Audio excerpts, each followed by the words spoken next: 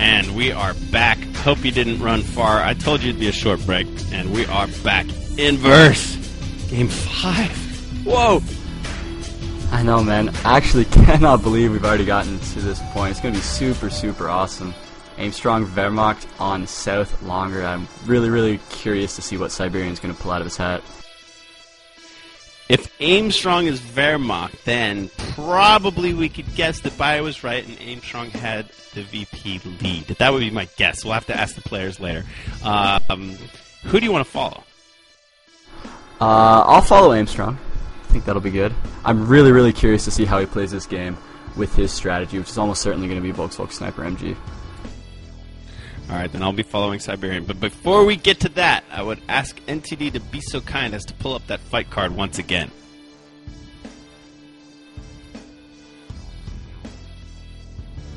Alright, so what we see here is a little rundown of these guys' recent achievements.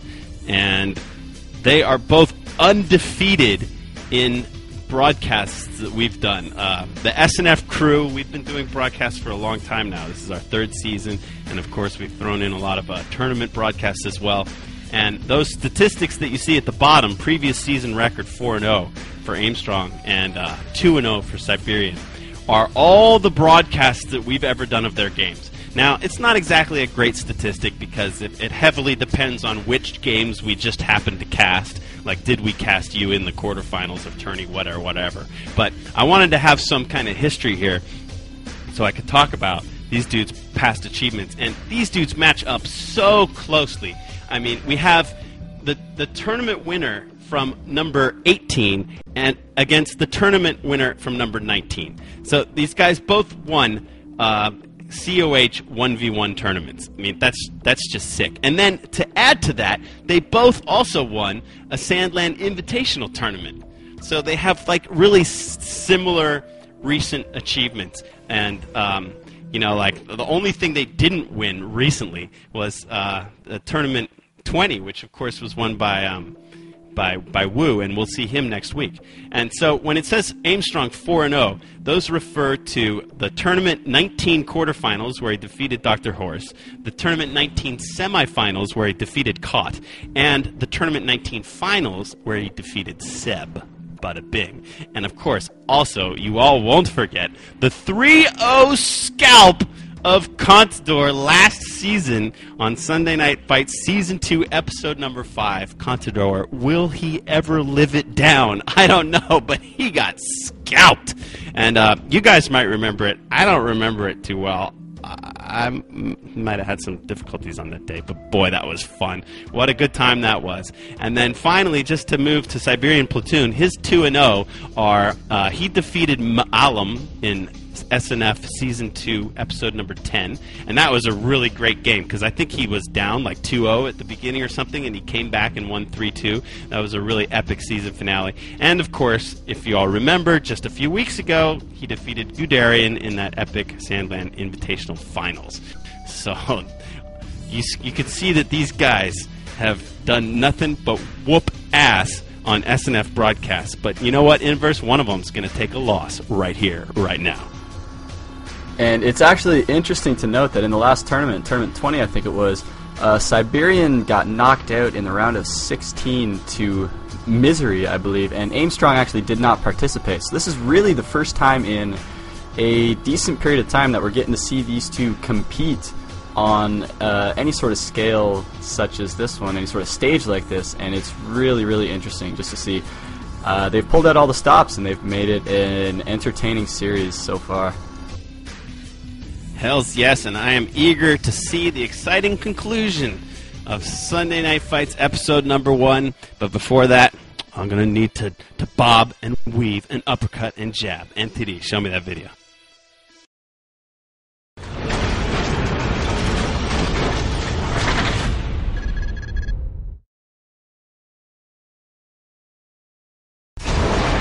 Hasta la vista, baby.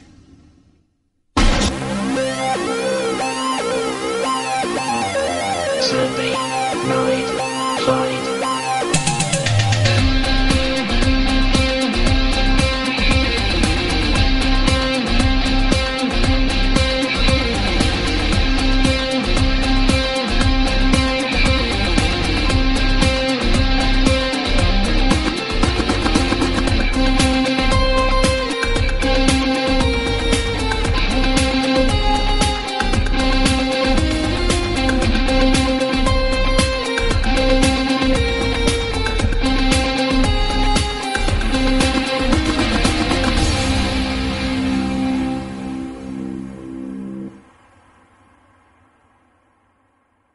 It must be done by now. Okay, fight fans, here we go. Game number 5. We're all tied at 2. Sunday Night Fights, contender bout number 1, the beginning of a long season. We got 10 more weeks coming up after this.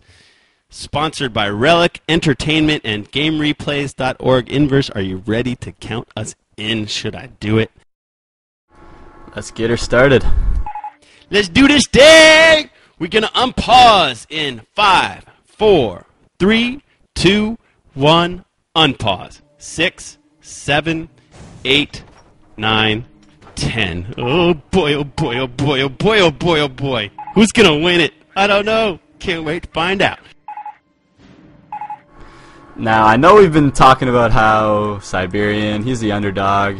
He was supposed to be the underdog, and he's really, really, really impressed. But, I mean, South Longra, Aimstrong's Wehrmacht.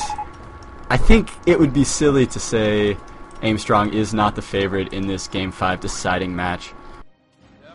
It's like we're on his home turf, right? Oh, for sure. He loves this map. It's perfect for his strategy. I'm sure he has everything mapped out. And we're going to see a pretty refined and pretty polished game from him right now. Actually, interesting, going to wire off early. So, looking like he's going to focus on the left-hand side a little bit. I have to applaud these players. Very good-mannered and cordial. Good luck, have fun. I'm tired, me too. Game 5, here it is. All the marbles in this one single game right here. We're now in a best of 1. This is the ace game. This is the rubber match. And these guys are just shining figures as far as the way they represent themselves in the community. It's just, I've had nothing but good experiences dealing with these guys, and every time they've been in a tournament or in an SNF. So my applaud to both of them for their just excellent manner, and can I even go so far as to say grace? Oh, definitely. And showing excellent games as well. Definitely to be commended for that. Now, what is this we're seeing out of Siberian early game? Looking for 4 engineer rack starts. So, reading a bit of Bio's strategy, guys, it looks like. Hey, it worked for him last game. If it ain't broke, don't fix it, right? So, it definitely gave him a better footing. It's different maps. It's hard to compare to the Semwa fights, but, yeah, that early capping power, you know, he seemed to really take...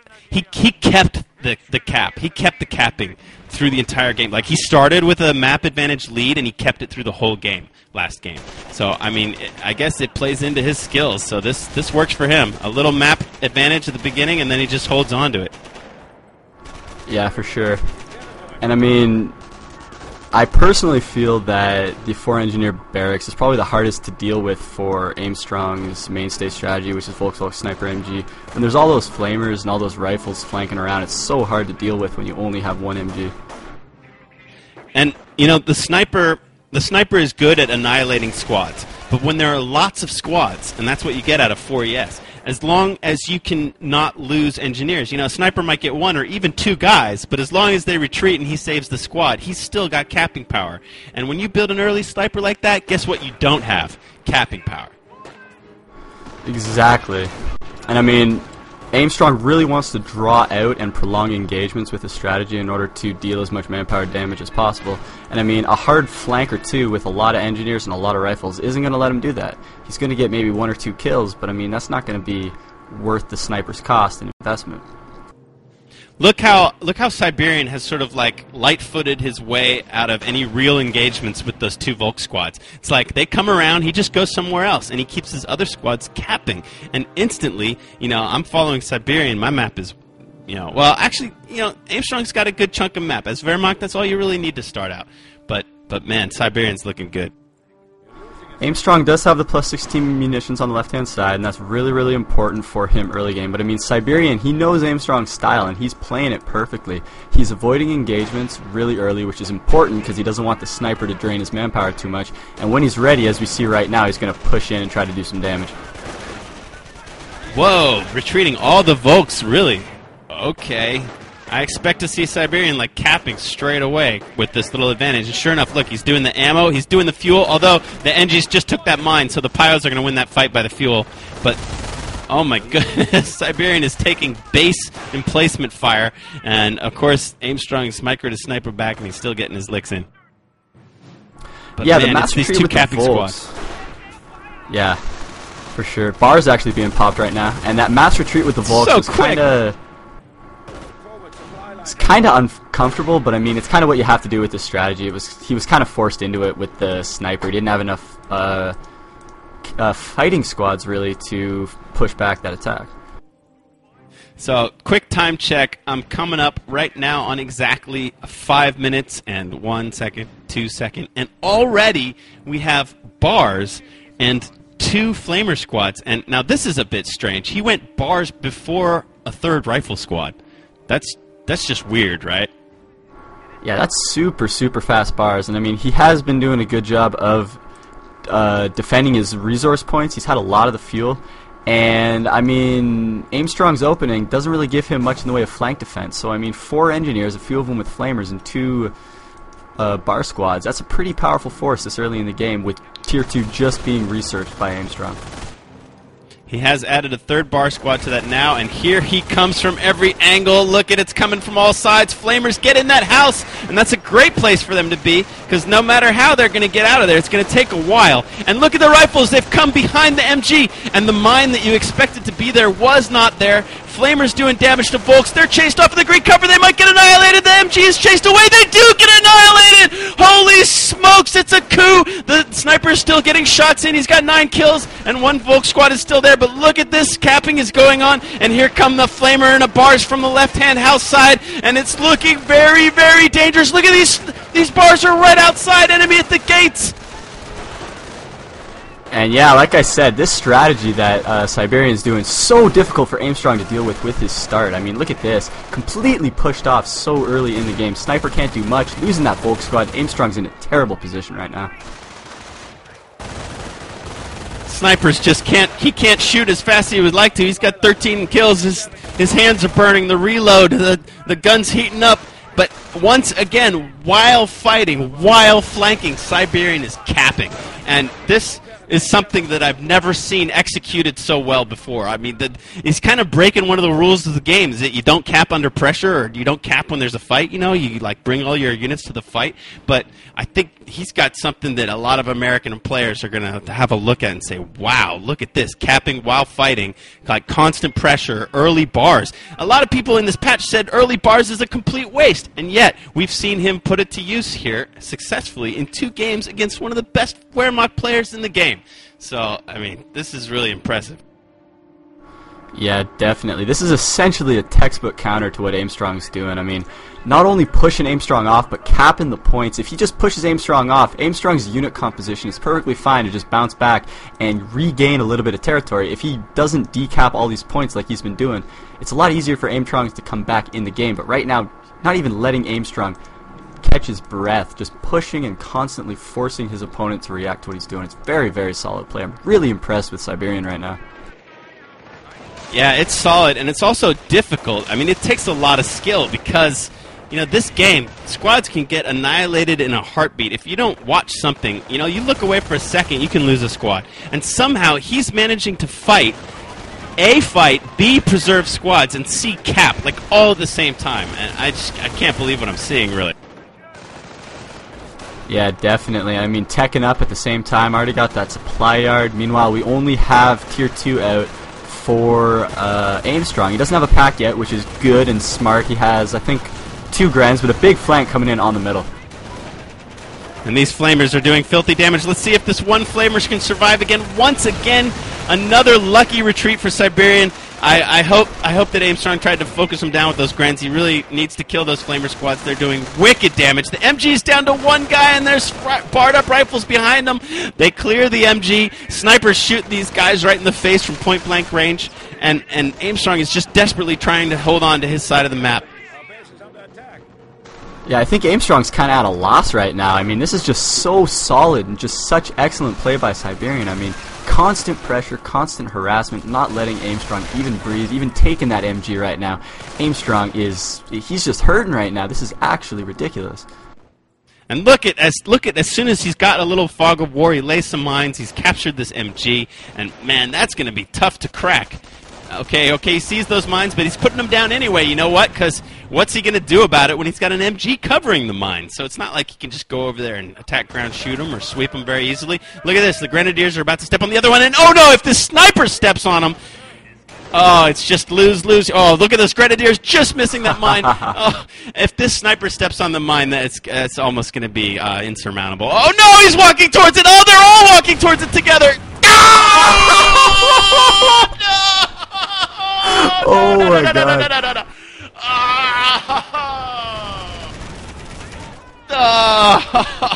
Oh man, I just saw it again on the stream. I am at a loss for words, Amy. That was actually, oh my god. Aimstrong. Ah, Aimstrong. I He's thought in trouble, man. maybe This is not looking the good. sniper was like behind. And look at, they're still on the ground, writhing in pain. I still see the sniper like holding his guts. Oh boy, you know, that's the spot where the Wehrmacht mines belong on this map, and you know, Siberian like snuck it in there. It's almost like he laid the second mine while he was being seen as a bluff. You know, it's like, oh, here's the mine. You know, like, oh, it's not over there. It's here. Here, you see it here? See where it is? There's no over there. There's no way I could have laid two mines in that time. No, forget it. No chance. And now look, and still, killing that sniper with a mine is just huge.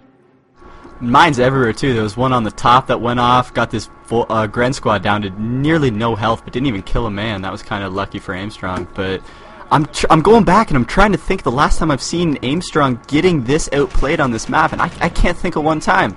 This is actually ridiculous. Well, it definitely wasn't on any show that we broadcasted, because like I showed in those stats, he is undefeated. Now he did rebuild his sniper, so he's just kind of saying, hey, if you build any sort of vehicles soon, I'm going to be in a lot of trouble, but if you don't, I'm going to try to claw my way back into this game, and it just might work. Well, I really hope he does. I would love to see this go the distance. I hope he figures out a way. Right now he's got a problem with these rifles cutting him off of his fuel on the left-hand side. And, oh no, his sniper is behind enemy lines. He's going to have to retreat through bar fire. This could be terrible. Bars love, and they get him. Oh my god. They get him. Oh, it's horrible. It's horrible.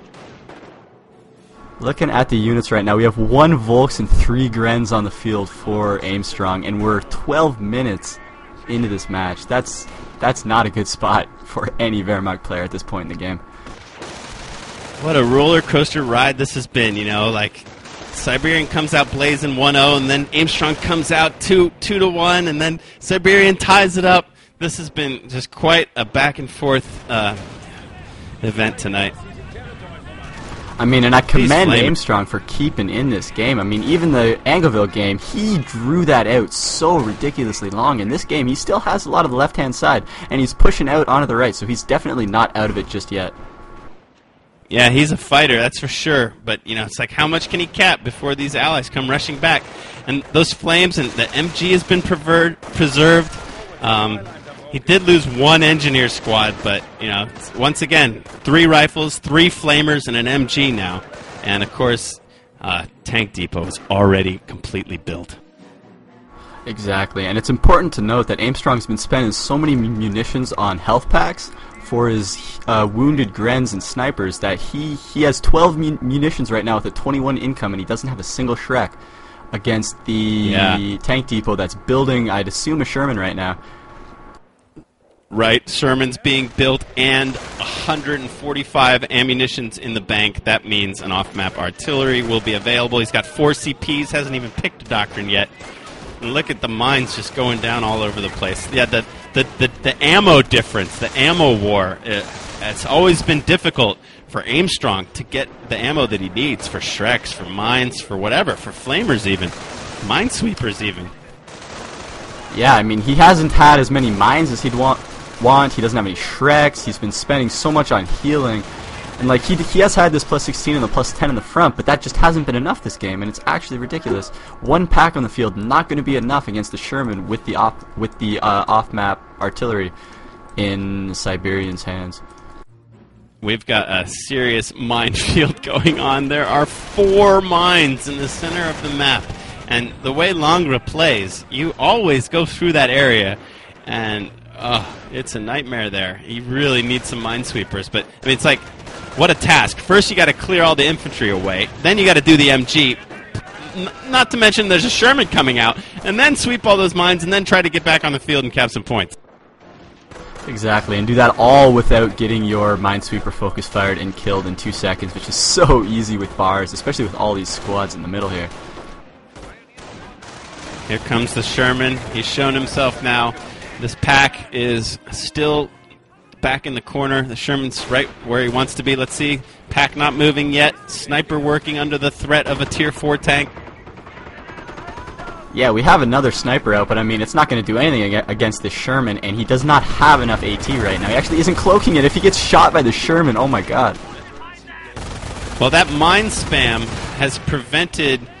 he's only at 100 ammo, so he can't go in there and kill the Tier 2, which a lot of people suggested in chat. I saw that, you know, like, this game would be over, just go in the Tier 2 and use off-map. But he doesn't quite have enough ammo for it. Sniper in trouble. Oh my god. Oh my god. Sniper cloaks in the nick of time. Pack now in trouble. So many guys there. And look at 2 Gren squads, but no Shreks. Definitely can't afford a Faust. He will have the munitions for a Shrek. He is 2 munitions short, but I mean, even if he gets one, it's not going to be up in time to really defend against the Sherman. Getting another pack, though, so that is going to help a little bit, but I feel it's a little bit too little too late at this point in the game. The Sherman's having a field day. He knows he can use the Creek's barracks as cover, and he can kite and play Ring Around the Rosie. Look, the pack tried to fire, but the shot didn't connect. There's a lot of infantry left for Aimstrong, though. He has been preserving his squads. He just doesn't have the power to kill anything, really. And look at these engineers. They get the white, they retreat, the squad lives. Just things are going Siberian's way. Second Sherman now on the field. And just as that second Sherman pops out, we do have the second pack, so Aimstrong's definitely not dead right now. He is going to want a Shrek as soon as possible, and he did get Vet 1. He's going to want to get as much Vet as possible at this point. It'd be kind of suicidal to try to tech up with the Shermans already on the field. He's just not going to be able to afford anything. Look at, he can't even raise the ammo in front of his base. There are rifles there to prevent it. And he spent 30 munitions on healing his sniper, so he can't even build a Shrek yet, and he has 56 munitions and still no Shreks against the 2 Shermans. That is not a good situation to be. And still no minesweeper as well, right? Oh, definitely not, no. He could really do with one. He's getting for close sure to that minefield. Let's see how these Grens... The Grens have been charged with doing some minesweeping with their face. And Siberian is instantly there to defend his minefield. I like it. It's my minefield. Stops him from capping the ammo. Those 3 flamers just ready to repair the Sherman should it take any pack shots. The problem right now is Siberian's just so cost effective with everything. Like, these Shermans cost essentially nothing to repair, and they're dealing so much manpower damage. The bars are tearing apart the infantry with only Vet 1. Like, Aimstrong, he's just short on manpower the whole time. He's rarely above 50 manpower in the bank right now. He just can't build anything.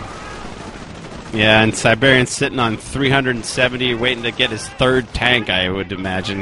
Now look at this, Siberian. He's the fan of Armor Company. He's gone armor. He's got Allied War Machine already. He's got upwards of 180 ammo. Here come all these flamers. The bars are closing the noose, and oh boy, this is looking very, very desperate for Aimstrong. Yeah, once that artillery comes into play, I don't think Aimstrong's going to be able to stick around too much longer. He does have Vet 2 now, so that is going to help him against these rifles, but I mean, come on, 2 Shermans and 1 Panzer Shrek on the field right now. Yeah, Sherman just killed a squad on the right, got a strike. I don't think we're going to see any Calliopes anytime soon, but, I mean, he doesn't even need them right now. This pack in a bit of trouble. This flamer going to probably decrew it, unless this sniper. But, yeah. Aimstrong, man. He's in trouble. Rifles grabbing Vet, killing pack.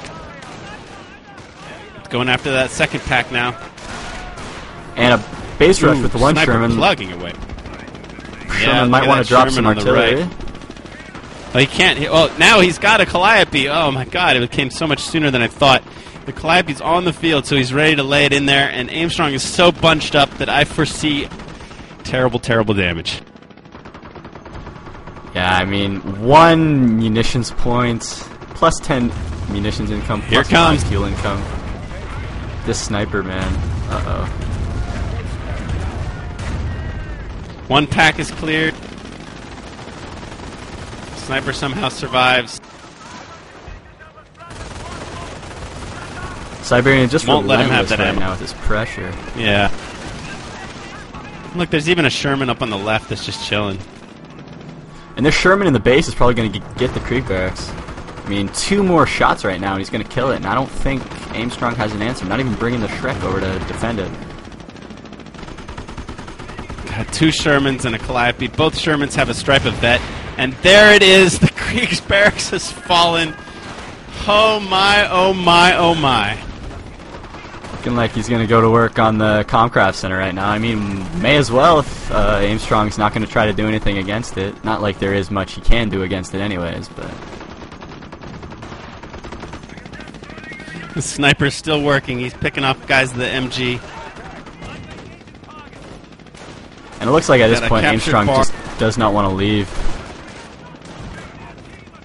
I mean, props to him for staying in it, but he is at a ridiculous disadvantage at this point.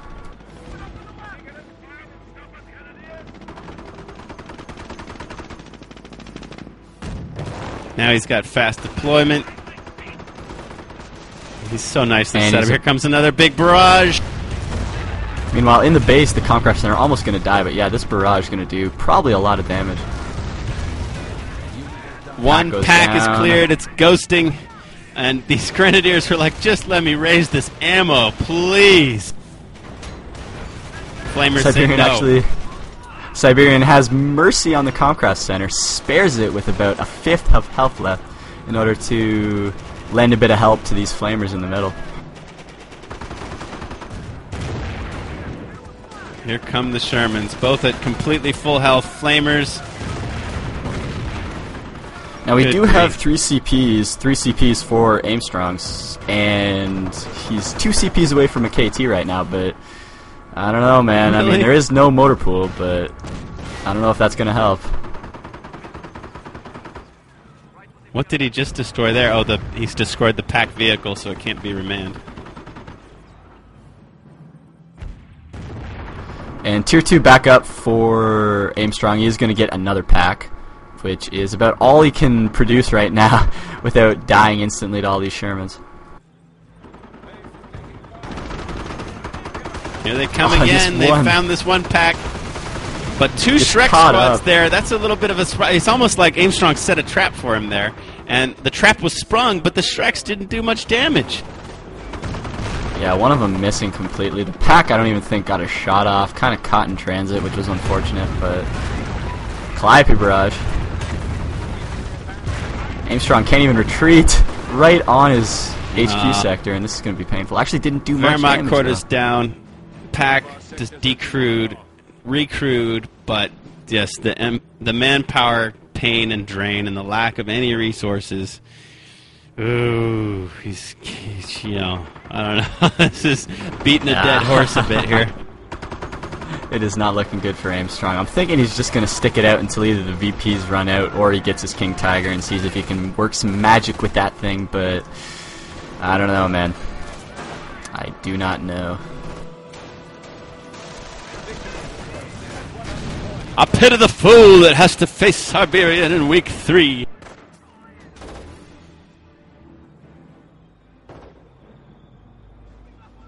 And it's a little bit quiet now. Giving him some breathing space. Got all 3 VIPs. Aimstrong's down to 82 and ticking.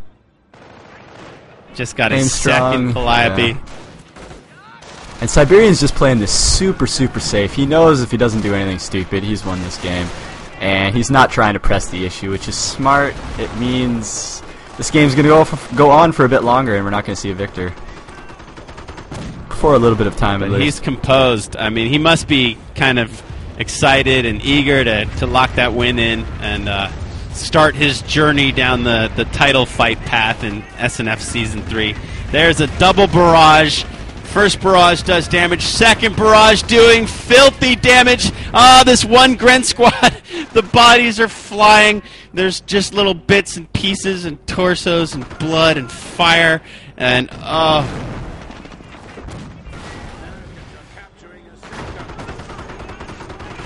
Yeah, and I mean, this is Aimstrong. This is probably one of the best Wehrmacht players on one of the best Wehrmacht maps in Siberian. Just have played an excellent game and an excellent series overall. Very, very impressive. showing off some crew repairs, taking these Shreks on head-to-head.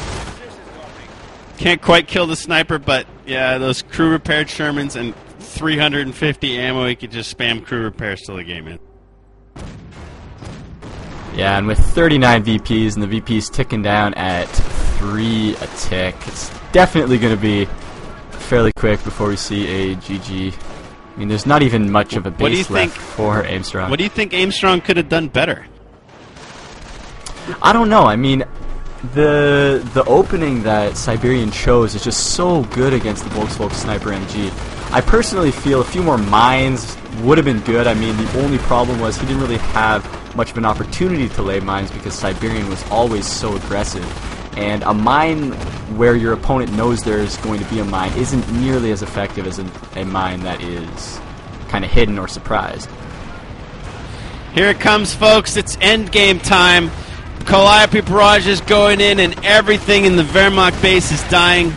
Crew repairs, triple vet Shermans, and Siberian is going to close this out in style. You know, the snipers, they get their kills, each one 30 or so kills, but it just doesn't matter.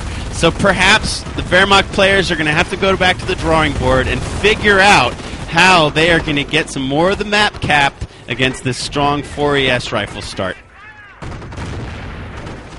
Yeah, it definitely requires a different style of play to play against, and I mean, Aimstrong had been having success against it in the past, just Siberian kind of figuring him out.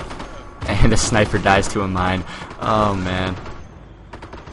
That's a fitting end. That one mine was really a huge turning point in the game. I think Aimstrong had lots of chances until that sniper just bit the dust, you know, when the Gren set that mine off. But you got to give props to Siberian. That's a really sneaky little trap to lay there, and Siberian never saw it coming. Sorry, Aimstrong. Yeah, Siberian just had Aimstrong's number this entire game. Perfect play, perfect strategic decision making. Just played an excellent game and definitely deserves the win. Very inspiring American play. Aimstrong sticky in to get the KT. Here it comes lumbering onto the field. The Shermans say, "What? You're kidding. We got up guns. We got vet. We're all good. Let us just focus down your HQ first." I'm curious, Amy, did the Axis win any games in this best of 5? Semwa won both games. Yeah. Was it one game? Oh, was it? Both no. Both games on Semwa were won by Axis. All right, there goes my theory then. Never mind. I have a terrible memory apparently. But yeah, that's going to be about it with that Calliope barrage. I think once he caps this middle VP.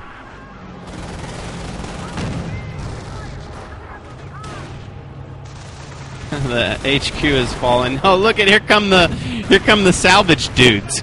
You get your lieutenant there and folks and a couple piles. You gotta love the officer and the crew there. They're gonna come in and recap the map. That's all he was waiting for. He just needed that.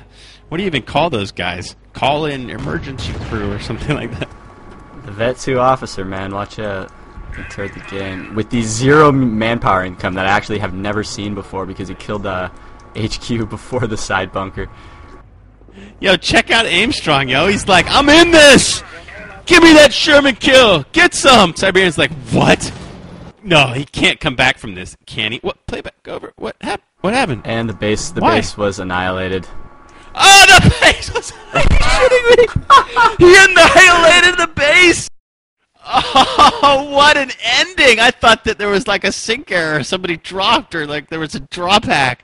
But the base got annihilated. An incredible finish to quite an entertaining series. I have to say that these guys delivered. I'm very happy. NTD, roll it.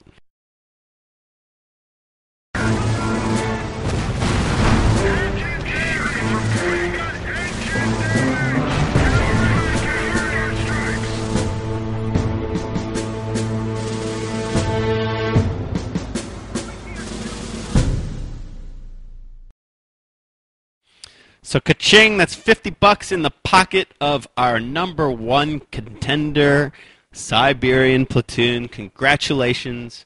You know, Aimstrong started rolling back on you, but you weathered the storm and you turned it around.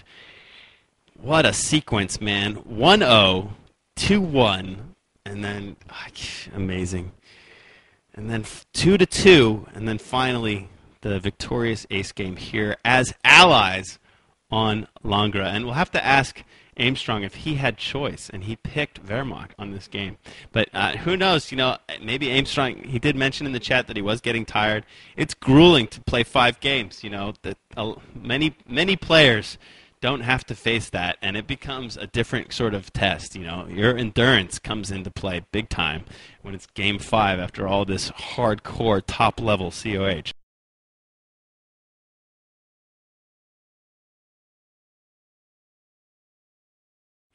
Still with me, Inverse? Oh, yeah. I'm here. Yeah, definitely. That was, I mean, that number of games, like high-stress environment, too. All of these games, or at least most of these games, I think they all went past 20 minutes. And that's a lot of time to be strung up, high heart rate, focused intensely the entire time. It's very, very tough to play like that. So congratulations to both players. Aimstrong put up a hell of a fight, man, but who knows, maybe there'll be a spot for you to sneak in towards the end of the season as a contender once again. I don't know. But we are set for a lot of great COH action. Like I said, next week we have Wu and Seb. Seb has got this just like insane record. He's been on 7 or 8 broadcasts. I think he's 3-1 in 1v1, and he's also 3-1 in 2v2. So he's almost like SNF's darling. He's our favorite boy, so we'll see how he will do against the most recent 1v1 tournament champion, and that is Wu 299, who didn't actually get to play the finals of that tournament number. Was it 21? Yes, so it will be nice to have him get a chance against one of the best in the games to show us what he's got. So we hope to see you all back here, same bat place, same bat time, on the Sunday Night Fights channel. Go look for the threads if you missed any games. The highlights will be up tomorrow. Go bump in the shoutcast. Make sure to follow us here. Add me on Twitter. Post in the forums.